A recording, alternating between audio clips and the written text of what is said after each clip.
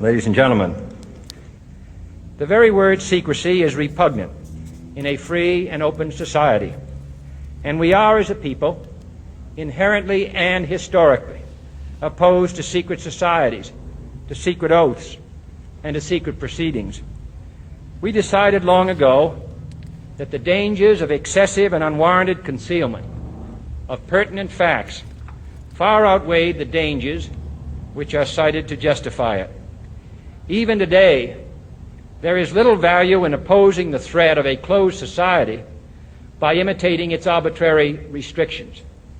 Even today, there is little value in ensuring the survival of our nation if our traditions do not survive with it.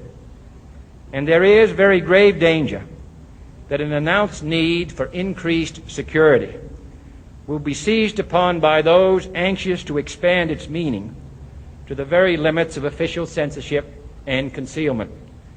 That I do not intend to permit to the extent that it's in my control.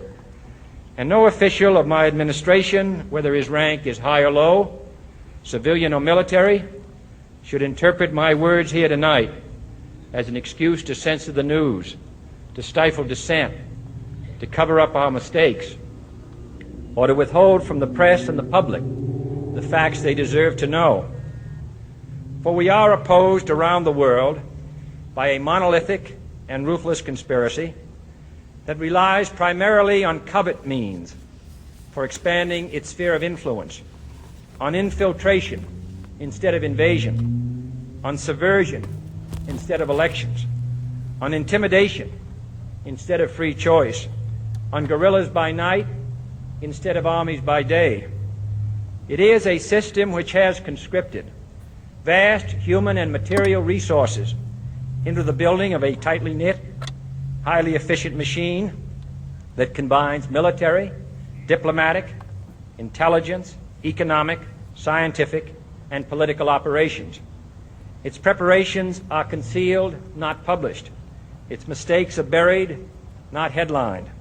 Its dissenters are silenced, not praised. No expenditure is questioned, no rumor is printed, no secret is revealed. No president should fear public scrutiny of his program, for from that scrutiny comes understanding, and from that understanding comes support or opposition, and both are necessary.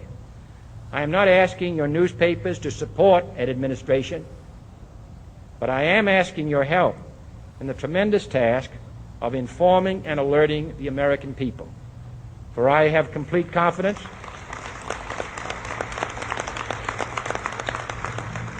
in the response and dedication of our citizens whenever they are fully informed.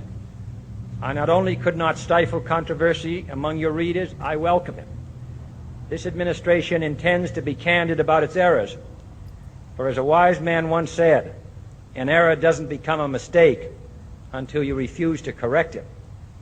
We intend to accept full responsibility for our errors, and we expect you to point them out when we miss them. Without debate, without criticism, no administration and no country can succeed, and no republic can survive. That is why the Athenian lawmaker Solon decreed it a crime for any citizen to shrink from controversy.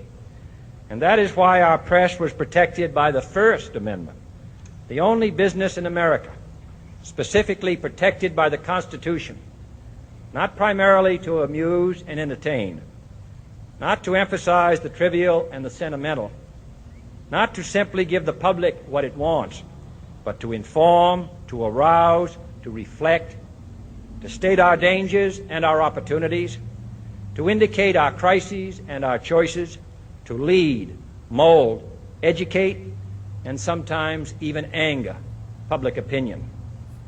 This means greater coverage and analysis of international news, for it is no longer far away and foreign, but close at hand and local.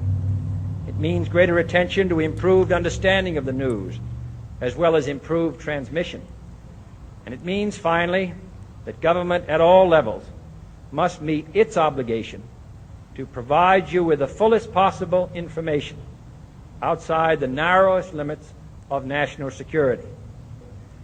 And so it is to the printing press, to the recorder of man's deeds, the keeper of his conscience, the courier of his news, that we look for strength and assistance, confident that with your help, man will be what he was born to be, free and independent.